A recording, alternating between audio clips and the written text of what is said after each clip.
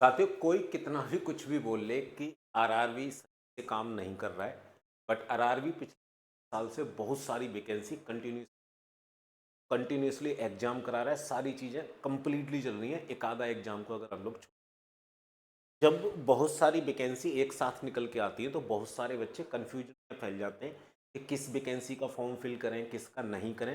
क्योंकि जितनी भी कॉमन कॉमन रेलवे की वैकेंसी है, लगभग सबका क्वालिफिकेशन और सबका सिलेबस लगभग एक जैसा है। तो बच्चे वहां पर किसी एक एग्जाम पे फोकस नहीं कर पाते। इस वीडियो में एएलपी और एनटीपीसी में क्या डिफरेंस है और क्या सिमिलरिटी है, इन दोनों चीज़ों पे हम लोग यहाँ पे बात करने। एएलपी के लिए पहले मैं आप लोगों को बता दूं, 11,127 पद जो नए हैं, इनके लिए फॉर्म फिल स्टार्ट हो जाएंगे 15 मई से। 14 जून इनकी लास्ट डेट रहने वाली है। नई वैकेंसी इसकी आ चुकी है, एक तरीके से यूँ मान लें पिछली वैकेंसी का एग्जाम हो चुका है, उसका सीबी तरफ वो एग्जाम बढ़ चुका है। वहीं अगर मैं बात करूं एनटीपीसी अंडर ग्रेजुएट लेवल की, ठीक है, तो एनटीपीसी अंडर ग्रेजुएट लेवल का जो पिछली वैकेंसी थी उसका एग्जाम 10-15 दिन के बाद स्टार्ट हो जाएगा। और ये जो वैकेंसी है, आप लोगों को नई वैकेंसी में लगभग 5,000 पद आने वाले हैं। और ये वैकेंसी आपको देखने के लिए मिल जाएगी सितंबर अक्टूबर के अंदर, ठीक है ना। सितंबर तक ये वैकेंसी 100% आपको नई वैकेंसी मिलेगी एनटीपीसी। अब दोनों वैकेंसीज में क्या क्या योग्यताएं रहती हैं, एज का क्राइटेरिया क्या रहता है, एग्जाम पैटर्न क्या रहता है, सिलेक्शन प्रोसेस क्या रहता है, उन सब चीज़ों पे हम लोग एक बार बात कर लेते हैं, जिससे आप लोग इतना आइडिया लगा सको कि आपको किस वैकेंसी में फॉर्म फिल करना है और आपकी योग्यता के अनुसार कौन सी वैकेंसी आपके लिए सही है। तो आप लोग बात करें अगर आरआरबी एएलपी की, आरआरबी एएलपी की मैंने बताया 11,127 नए पदों पर अभी वैकेंसी आने वाली है, आ चुकी है, डेट अनाउंस हो चुकी है, 15 मई से इसके फॉर्म फिल होना स्टार्ट हो जाएंगे। सबसे पहले मैं इसकी क्वालिफिकेशन की अगर मैं बात करता हूं, तो इसमें अगर आप लोगों ने 10th के साथ में आईटीआई किया हुआ है तो आप लोग इस वैकेंसी का फॉर्म फिल कर सकते हैं। 10th के साथ आईटीआई अगर है तो आप इस वैकेंसी का फॉर्म फिल कर पाएंगे। केवल 10th है तब आप इस वैकेंसी का फॉर्म फिल नहीं कर पाएंगे। आप केवल 12th हैं तब भी आप इस वैकेंसी का फॉर्म फिल नहीं कर पाएंगे। आपने डिप्लोमा अगर कर रखा है तब भी आप लोग इस वैकेंसी का फॉर्म फिल कर सकते हैं, अगर आपने डिप्लोमा वगैरह कर रखा है तो। ये चीज आप लोग ध्यान रखिए, ठीक है। आरआरबी एनटीपीसी जैसा कि नाम से ही क्लियर है, यूजी की पोस्ट है, अंडर ग्रेजुएट की।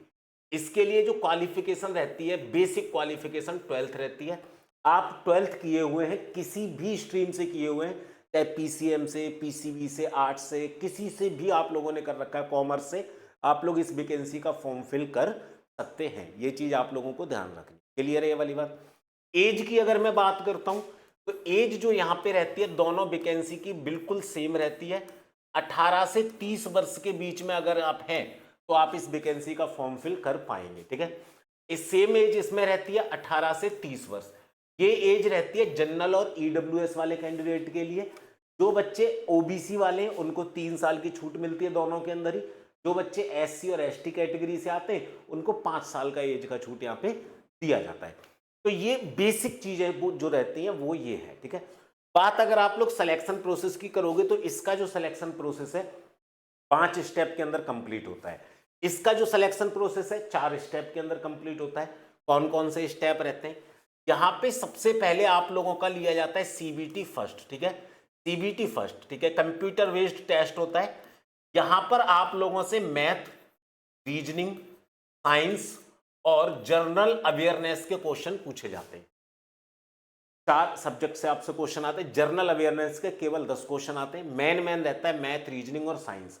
मैथ रीजनिंग लगभग 60 नंबर तक पहुंच जाता है। साइंस का भी इतना बड़ा रोल नहीं रहता है बट इतना बड़ा रोल नहीं रहता है। मेन रोल एएलपी में जो रहता है वो मैथ और रीजनिंग का यहाँ पे रहता है। सीबीटी 2 की आप लोग बात करेंगे तो सेकंड स्टेज की आप लोग बात करते हैं, तो सेकंड स्टेज में 2 एग्जाम आप लोगों से लिए जाते हैं। एक तो आप लोगों को जनरल सब्जेक्ट नॉन टेक्निकल वाले मैथ, रीजनिंग वगैरह, और दूसरा आप लोगों का यहाँ पे ट्रेड टेस्ट लिया जाता है, क्योंकि आपने आईटीआई किया है तो किस ट्रेड से आप लोगों ने किया है, ठीक है ना, उस तरीके का ट्रेड टेस्ट यहाँ पे आप लोगों का लिया जाता है। इसके बाद में आप लोगों का साइको लिया जाता है, साइको का एग्जाम होता है। उसके बाद में आप लोगों का डॉक्यूमेंट वेरिफिकेशन होता है। उसके बाद में आप लोगों का मेडिकल एग्जामिनेशन होता है। फाइनल मेरिट जो एएलपी के अंदर लगती है वो जो सीबीटी फर्स्ट है उसका नंबर केवल एक तरीके से स्क्रीनिंग मान लीजिए या क्वालिफाई मान लीजिए, ठीक है, ये भी क्वालिफाइंग नेचर का होता है। जो साइको का एग्जाम होता है उसके 30% नंबर, और आप लोगों का स्टेज सेकंड के अंदर जो सीबीटी सेकंड होता है उसके 70% नंबर लगा के आप लोगों की जो है फाइनल मेरिट यहाँ पे बनाई जाती है। तो ये पूरा प्रोसेस इस तरीके से एएलपी का रहता है। वहीं एनटीपीसी की आप लोग बात करें, एनटीपीसी के अंदर सीबी सबसे मेन डिफरेंस क्या है मैं बताऊंगा, ध्यान दीजिएगा।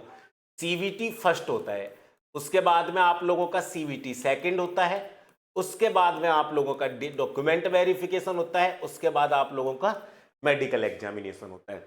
मैं सीवीटी फर्स्ट की यहां पे बात करता हूं तो मैथ, रीजनिंग और जीए से क्वेश्चन यहां पे आप लोगों से देखने के लिए मिलते हैं। ध्यान देंगे सभी बच्चे, यहां पर आप लोगों से 10 नंबर का पूछा जाता है और वो करंट अफेयर से रिलेटेड क्वेश्चन पूछे जाते हैं।